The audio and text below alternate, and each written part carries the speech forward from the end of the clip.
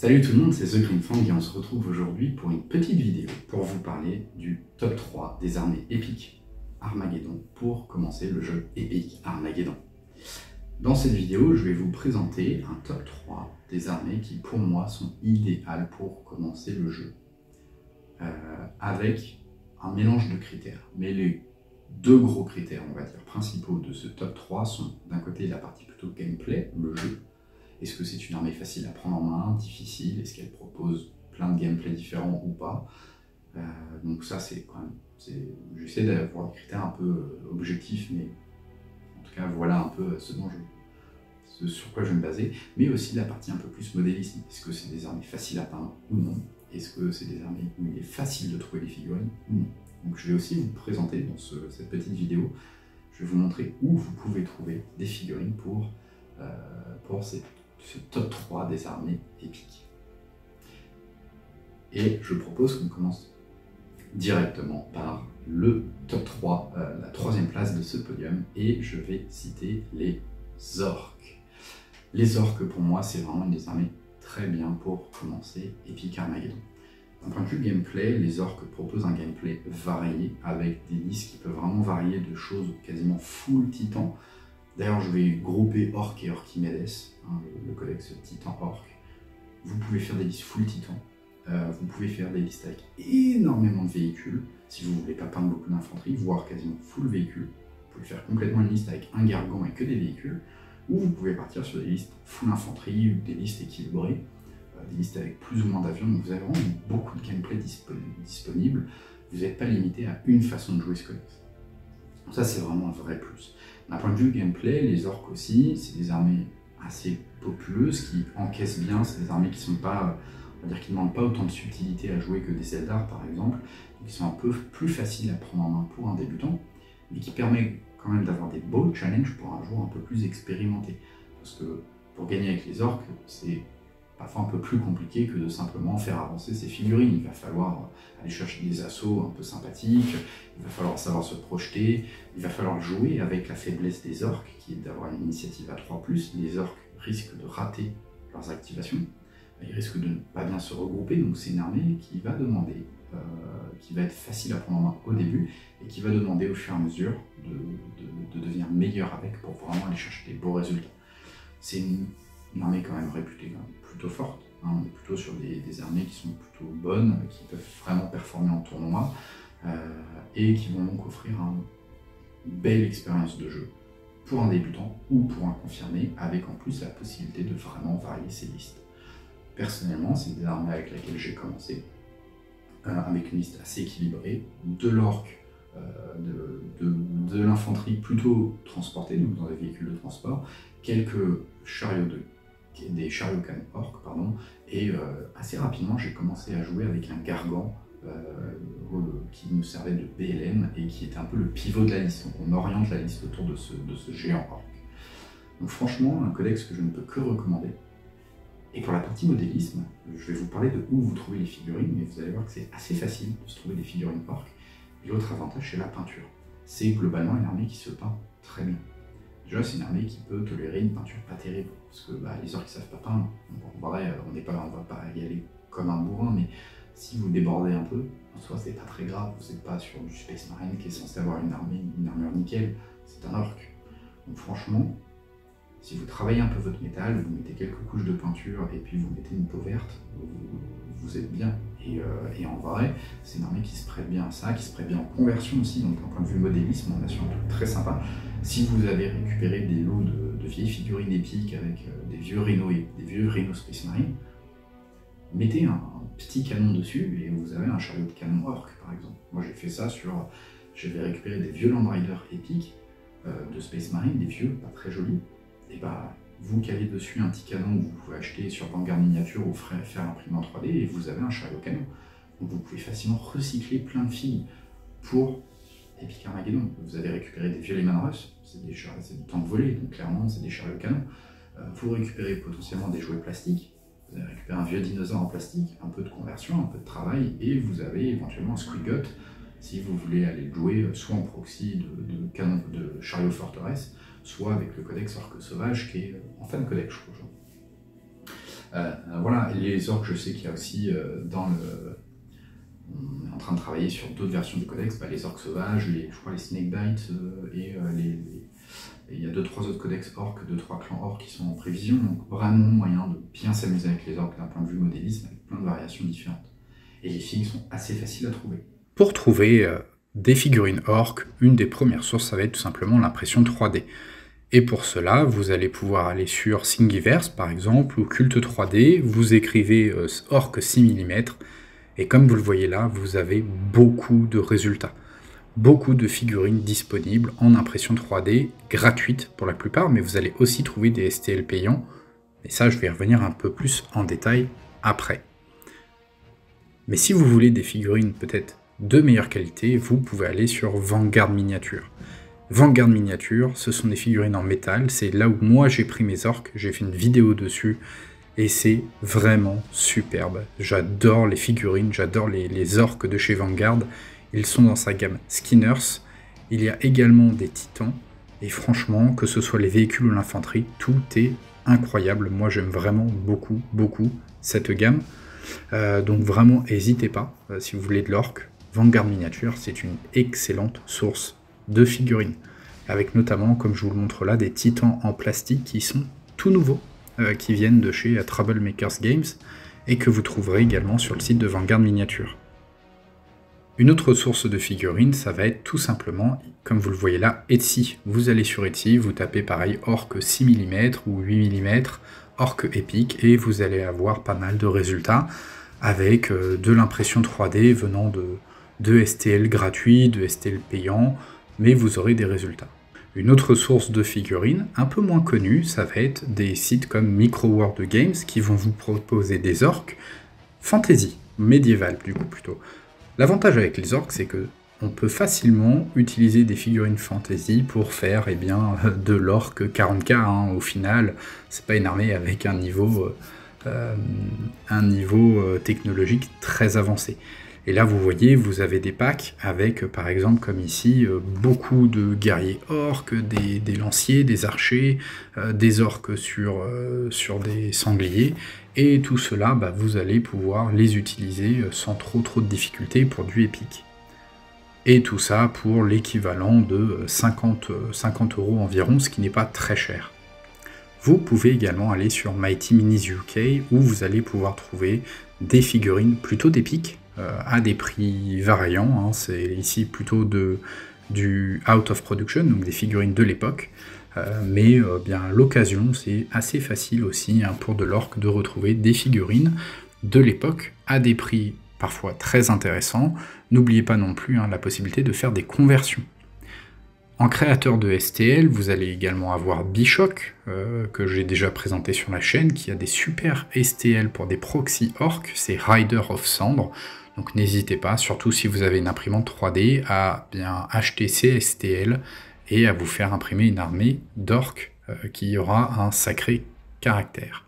La deuxième armée, pour moi, le top 2, la deuxième place, la deuxième meilleure armée pour commencer Epic Armageddon, c'est les Space Marines. Et je vais parler au sens large parce que je vais comprendre aussi bien Space Marine du chaos que Space Marine classique. C'est un peu difficile de différencier. D'un point de vue gameplay, je trouve que les Space Marines du chaos sont plus adaptés à des débutants. Parce qu'ils n'ont pas la règle, ils ne connaîtront pas la peur. Et ils vont permettre à un débutant de mieux appréhender la gestion des pions d'impact du jeu. A l'inverse, les Space Marines qui ont cette règle de « ils ne connaîtront pas la peur » ignorent quasiment, ce qui est une des grosses composantes du jeu, parce qu'ils sont extrêmement peu sensibles aux points d'impact. Donc, les deux armées, en termes de gameplay, vont un peu se répondre. C'est des armées très polyvalentes, qui peuvent aussi bien faire des listes avec, entre guillemets, des choses un peu populeuses, avec beaucoup de Space Marines en rideau, par exemple, qu'elles soient du chaos ou du Space Marine classique, c'est des listes qui vont bien fonctionner, qui peut aussi miser sur des assauts dévastateurs à base de Terminator en téléportation, de Thunderhawk, donc ça c'est pour les loyalistes, ou de Terminator qui vont arriver avec des drop pods, des princes démons, par exemple côté chaos, donc on va vraiment pouvoir avoir des listes très orientées assaut, des listes qui vont à l'inverse s'orienter plutôt un peu populeux, des listes très équilibrées. Je dirais que la faiblesse pour moi des deux codex, c'est de ne pas être très orienté véhicule. Vous aurez du mal à faire des listes full véhicule. Il va vous falloir de l'infanterie. Mais franchement, derrière, vous avez tellement d'outils pour aller chercher des listes différentes que d'un point de vue gameplay, c'est vraiment très très cool pour des débutants et pour des confirmés, parce que des confirmés vont pouvoir aller creuser le codex, chercher des subtilités qu'ils n'auront peut-être pas vues au premier abord. Globalement, toutes les armées Space Marine, c'est de l'élite, c'est fort, c'est bon partout, c'est bon en fusillade, c'est bon en corps à corps, c'est résistant, donc vraiment c'est un peu tous les bonus. C'est élite, c'est le plus populeux, hein. Vous n'aurez pas à attendre 150 000 socles, mais c'est aussi un avantage. Donc voilà. L'avantage des versions KO, c'est qu'elles vont avoir un peu plus de, alors c'est en anglais, flavor, de saveur. Parce que vous allez pouvoir jouer par exemple les Thousand Suns avec des véhicules démons de Thousand Suns. Vous allez pouvoir jouer Death Guard, vous allez pouvoir jouer World Eater. Donc avec une même armée de base, vous allez pouvoir varier vos plaisirs, par exemple en mettant plus ou moins de démons ou de machines démons. Et des unités un peu plus spéciales également. Vous allez pouvoir aussi éventuellement aller jouer des choses comme les Wordbearers ou l'Alpha Légion qui vont nous permettre d'aller intégrer de l'humain. Et donc commencer à avoir aussi des variétés de listes. Vous pouvez aller chercher du Titan en allié, donc si vous avez un Bow River ou des Warhounds que vous avez envie de jouer, que ce soit en KO parce que vous les avez convertis ou que ce soit en loyaliste, c'est complètement jouable. Vous pouvez aussi aller jouer ces mêmes figurines en 30K. Il y a beaucoup de gameplay différents. C'est-à-dire que si vous n'avez pas, imaginons, une armée de World Eater, couleur Iris Dorus, en blanc, vous allez pouvoir les jouer en 30K World Eater, en Space Marine 40K classique, ou en Space Marine du KO, soit classique en Black Legion, soit en World Eater. Donc, franchement, personne n'ira vous embêter parce qu'ils ne sont pas en blanc et que vous les jouez en Black Legion, en Epic. C'est vraiment avec les mêmes figues, vous avez énormément de gameplay différents si vous voulez varier un petit peu. Et ça, c'est un des vrais avantages, que ce soit les Space Marines ou les Space Marines du KO. Avec, encore une fois, moi j'invite les gens à commencer en KO plutôt qu'en Space Marine loyaliste pour bien apprendre à gérer la gestion des pions d'impact. Mais c'est pas obligatoire. D'un point de vue modélisme, alors c'est une armée qui se prête moins à la partie proxy et qui se prête peut-être moins aussi à la conversion comparé aux orques. Parce qu'un Rhino Space Marine, c'est un Rhino Space Marine. Il n'y en a pas 3000 versions.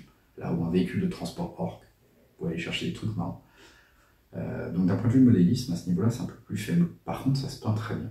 Toutes les armées de Space Marine, vous faites une sous-couche blanche et vous mettez là contraste approprié et vous avez déjà fait 70% du boulot. Un Space Marine, je sais pas, on va dire Imperial Fist, sous-couche blanche, fine, sous-couche blanche, contraste jaune, je sais plus son nom, et vous mettez un contraste jaune, vous avez 70%, 80% du travail qui est fait. C'est franchement aussi simple que ça. Vous mettez trois couches de métal, vous peignez le bolter en noir et votre arme elle est partie, quasiment. Et après, si vous voulez aller plus loin, vous pouvez aussi. Les figurines sont aussi un peu plus grosses. Que vous preniez du Légion impérialiste ou de l'impression 3D, c'est un peu plus gros. C'est moins vrai pour les figurines de l'époque, un peu plus vieilles, qui sont un peu petites pour moi, mais en tout cas, c'est assez facile à peindre. Et c'est un avantage non négligeable, c'est que c'est des armées où il est facile de se procurer les figurines. Et ça, je vais en parler tout de suite. Alors bien évidemment, si vous cherchez des figurines de Space Marine, vous allez pouvoir en trouver sur le site de Games Workshop dans la gamme Légion Imperialis. Dans cette nouvelle édition du jeu proposée par Games Workshop, vous avez de nombreuses figurines Space Marine qui vous sont proposées. Les figurines sont en plastique, plutôt jolies, plutôt détaillées, notamment les véhicules, moi que j'aime beaucoup, bien que un peu gros par rapport aux anciens modèles épiques. La boîte de démarrage est intéressante, elle propose beaucoup de figurines et du matériel, donc vraiment une boîte intéressante. Et derrière, vous allez pouvoir acheter des packs de véhicules et d'infanterie en séparé. Par contre, ça reste du Games Workshop et c'est quand même plutôt cher, notamment par rapport à d'autres solutions. Donc gardez ça en tête, vous avez la possibilité de jouer du Légion Imperialis. L'autre possibilité, ça va être l'impression 3D. L'impression 3D, si vous avez les bons mots-clés, vous allez trouver facilement des dizaines, des centaines de STL disponibles pour vos Space Marines. Donc là, ce sont des Galactic Browsers, hein, et vous voyez, ils sont vraiment très très très jolis. Si vous avez une imprimante 3D, vous trouverez tous les modèles que vous voudrez gratuitement, et franchement, ce sont des trucs vraiment top à imprimer, j'en ai déjà montré quelques exemples sur la chaîne. Et maintenant, eh bien, je vais vous parler du top. Hein, l'armée qui est pour moi la meilleure pour commencer épique. Et c'est bien évidemment la Garde impériale. Pour deux grandes raisons. La partie gameplay, tout d'abord, la garde impériale, c'est un codex qui est bon, voire très beau, voire très fort. C'est un bon codex, mais dans tous les sens du terme. C'est facile à prendre en main. Les unités de garde de base, je vais plutôt parler Légion d'Acier, la garde classique, mais c'est assez valable pour les autres versions. C'est souvent des gros packs populeux avec un commissaire dedans. C'est pas facile à détruire. Votre adversaire ne pourra pas facilement vous bloquer ces unités-là. Elles sont solides à couvert, elles sont difficiles à déloger. Et donc, pour votre adversaire, ça va être un vrai challenge que d'affronter ces armées-là. C'est pas pour autant que vous allez gagner facilement. Parce qu'il va falloir aussi vous projeter, il va falloir aller chercher la victoire. Mais, à minima, ce sont des armées qui permettent vraiment d'apprendre le jeu sans trop souffrir si jamais vous avez des actions qui ratent. Un gros pack de garde qui rate son activation, ben, il va pouvoir tirer quand même à 45 cm. Et ça, c'est génial. Je veux dire, vous n'allez pas être en mode « Ah mince, je peux rien faire avec ». Non, vous allez avoir des choix. Vous allez vraiment pouvoir toujours faire des choses avec. Et en termes de liste, vous avez énormément de variétés. Vous avez différentes versions des gardes impériaux, Légion d'Acier, les Élyséens, si vous voulez aller plutôt sur de l'aéroportée, vous allez pouvoir aller chercher de la Death Corp avec beaucoup d'infanterie, vous allez pouvoir aller chercher par exemple les Vostroyens avec beaucoup de véhicules, et de base la Légion d'Acier va vous permettre aussi de faire pas mal de variétés, beaucoup d'infanterie à pied, beaucoup d'infanterie véhiculée, beaucoup de chars, avec plein de Leman-Russ. Vous allez avoir vraiment plein de façons de construire vos listes. Vous allez jouer sur quasiment toutes les parties d'épique. Toutes les parties on va dire toutes les tactiques disponibles. Vous allez pouvoir vous projeter loin, parce qu'il y a des unités très mobiles, vous allez pouvoir à l'inverse jouer très défensif, vous allez pouvoir jouer éventuellement avec alors vous n'aurez pas de drop pod, mais vous pouvez quand même avoir un vaisseau spatial si vous le souhaitez. Vous allez vraiment pouvoir jouer sur pas mal d'aspects. Vous avez de l'artillerie, vous avez des avions qui sont pas mauvais, vous avez des troupes d'assaut qui sont plutôt bonnes, une compagnie de la garde avec éventuellement quelques ogres, c'est fort. Vous allez pouvoir aussi les jouer des troupes de choc en Valkyrie, c'est des unités qui sont très très bonnes également. Donc, vraiment plein de choses. Les commissaires vous apportent un bonus fixe qui est vraiment non négligeable. Le charismatique, c'est très fort. Le fait d'être populeux, c'est de base un gros avantage. Et donc, la garde, c'est une armée qui est très permissive. Si vous faites des petites erreurs, ça va pas être trop grave généralement. Là où par exemple en Space Marine, en Orc ou pire en Eldar, il faut faire attention, la petite erreur peut vous coûter la partie. Donc la garde est très permissive, elle résiste bien, elle est globalement forte. Et c'est pareil, vous allez avoir une belle courbe de progression. C'est facile à prendre en main pour un débutant. Vous remarquerez que c'est un argument qui est revenu pour le top 3 à chaque fois, c'est facile à prendre en main pour un débutant. Mais en même temps, plus vous allez avancer et plus vous allez quand même aller chercher d'autres façons de jouer votre liste, en retirant de l'artillerie, en rajoutant, en jouant plus ou moins défensif. Et franchement, pour avoir vu pas mal de listes garde en tournoi, il y a quelques unités communes, c'est plutôt lié à la construction de l'armée telle qu'elle est, mais il y avait toujours des belles variations de listes. Et souvent c'était super intéressant parce que c'était pas toujours du très offensif ou du très défensif, parfois c'était vraiment avec des variations très intéressantes. Donc la garde impériale, vraiment d'un point de vue gameplay, c'est très très cool. Et d'un point de vue modélisme, la garde, et ça je vais en parler un peu après, là, pendant 10 ou 15 minutes, c'est vraiment une des armées pour laquelle vous allez trouver le plus facilement des figurines. D'ailleurs, c'est l'armée pour laquelle, pour moi, vous trouvez le plus facilement de figurines. Je vais en parler un peu en détail, mais vous allez pouvoir les piocher dans plein de gammes différentes. Vous allez pouvoir aussi tout simplement faire... vous êtes très libre. Il y a tellement de régiments de la garde que vous pouvez aller faire des choses extrêmement variées en termes de couleurs, en termes de peinture. C'est plus ouvert à la conversion que du Space Marine, peut-être pas autant que de l'Orc, mais plus ouvert que du Space Marine. Vous allez pouvoir du coup aller chercher des trucs vraiment très très cool. Et franchement, c'est un vrai plaisir. En plus à peindre, c'est pas très compliqué, avec pareil la contraste ou du brossage, vous allez pouvoir assez facilement vous sortir des packs d'infanterie et des packs de véhicules sans trop de problèmes. Maintenant, je propose qu'on regarde un peu où vous allez pouvoir trouver ces figurines de la garde. Dans un premier temps, et tout le monde n'y pensera pas forcément, mais vous allez pouvoir aller piocher dans les gammes dites historiques. Ici, je suis sur le site de GHQ Model. Ce sont des figurines plutôt orientées Première Guerre mondiale et Deuxième Guerre mondiale, sur laquelle du coup vous allez avoir énormément de proxys pour votre garde impériale. avec des thématiques américains de la Seconde Guerre mondiale, allemands de la Seconde Guerre mondiale, de l'équipement qui au final ne dénotera pas par rapport à de l'équipement Warhammer 40K, hein, vu qu'on sait très bien que les inspirations de la gamme 40K vient de la Première et de la Deuxième Guerre mondiale. Donc clairement, un char tigre allemand, c'est un très beau proxy de Lehman Russ par exemple. Vous voyez ici, vous avez des modèles, là c'est 13 €, de mémoire je crois que c'est des packs de 4.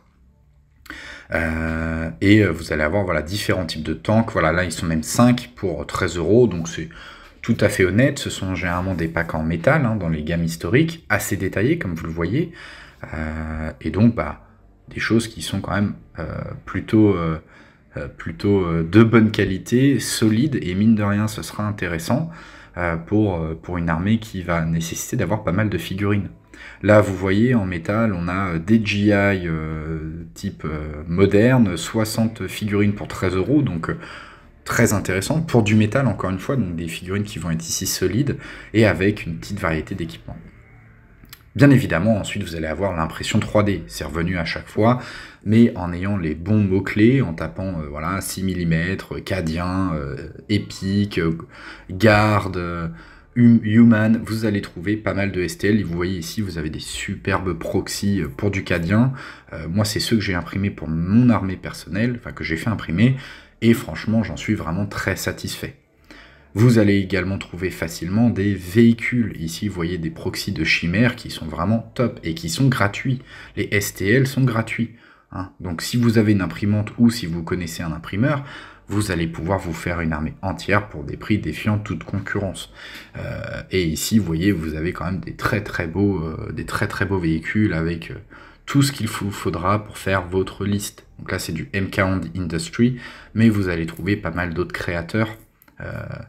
L'idéal, hein, lorsque vous cherchez des STL, et ça vaudra pour toutes les armées, allez voir les collections. Une fois que vous avez trouvé un modèle qui vous plaît, vous allez voir les collections, vous allez voir les remixes, et vous allez ainsi trouver d'autres STL, vous allez voir, c'est des mines d'or.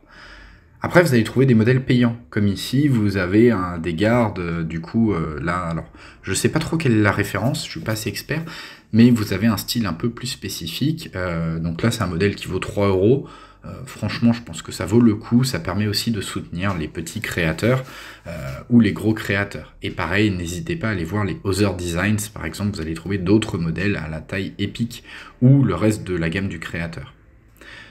Voilà. Donc globalement, hein, vous voyez ici là les remixes par exemple des modèles cadiens, vous allez avoir pas mal d'exemples avec des gens qui les ont déjà soclés, des gens qui vont les avoir remixés, qui vont les avoir un peu transformés. Vous allez trouver comme ça, franchement c'est un rabbit hole, comme on dit en anglais, hein, c'est un trou de lapin. Dès que vous allez commencer à fouiller, trouver énormément de choses. Je montre volontairement pas trop de choses parce que ce sont aussi des modèles qui ont tendance à se faire striker par notre ami James. Un autre créateur de STL, j'en ai déjà parlé pour les orques, c'est Bishock, qui a des superbes packs également, hein, sur My Mini Factory.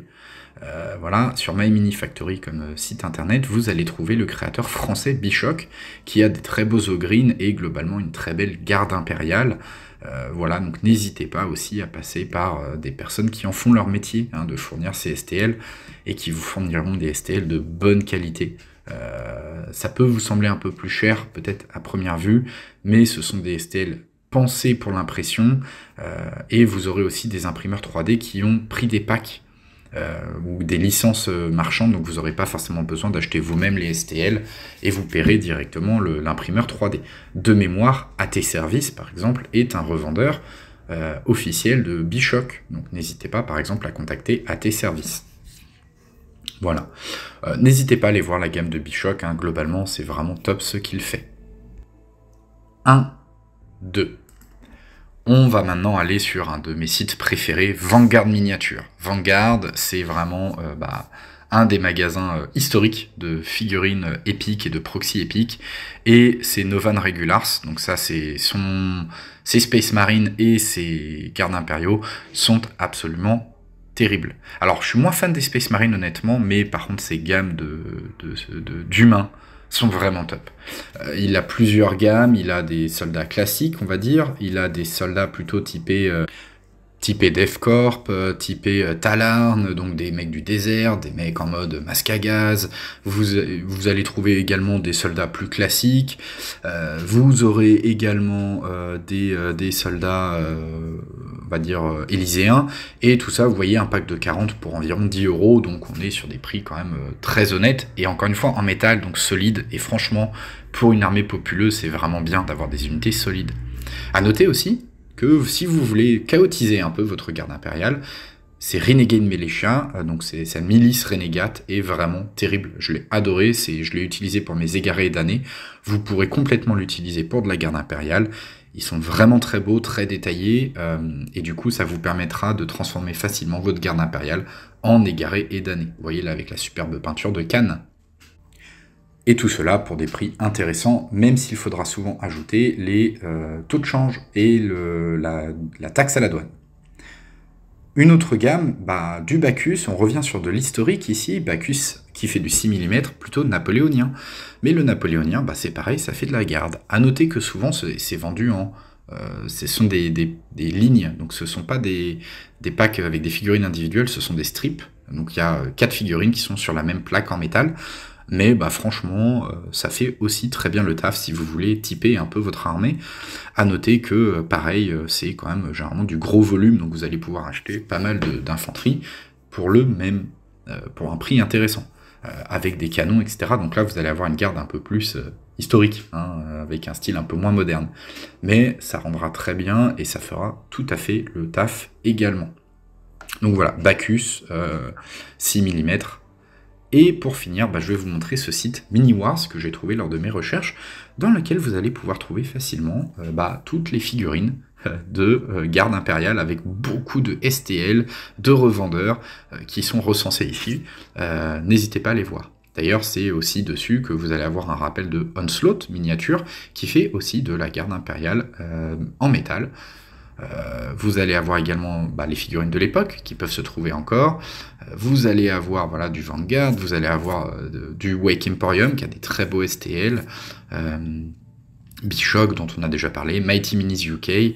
Donc voilà, pas mal de figurines. N'hésitez pas à les voir sur ce site-là qui regroupe pas mal de STL disponibles et pas mal de figurines disponibles pour votre garde. Et comme vous voyez, il y a beaucoup de choix avec beaucoup de styles différents pour votre garde impériale. Voilà en tout cas pour la fin de cette vidéo. Pour répéter, au cas où certains n'ont pas tout vu ou n'ont pas vu, top 3, les orques, top 2, Space Marine ou Space Marine du chaos, et le top 1, la garde impériale. Maintenant, ça ne veut pas dire que vous êtes obligé de commencer par ça.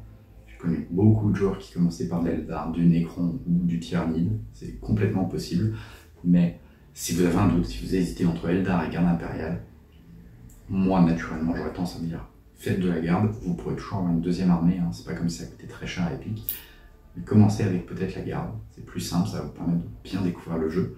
Et pareil, si vous hésitez entre le Black Legion ou du Tyrannide, la Black Legion va peut-être vous offrir une meilleure expérience en tant que débutant, et après vous pourrez aller attaquer des codex peut-être un peu plus experts, ou en tout cas qui sont un peu moins faciles à prendre. J'espère que cette vidéo vous a aidé, j'espère qu'elle vous a donné envie. Je vais mettre plein de liens dans la description pour vous aider à trouver les figurines. Et en attendant, je vous souhaite à tous une très bonne journée et je vous dis à très bientôt. Salut tout le monde!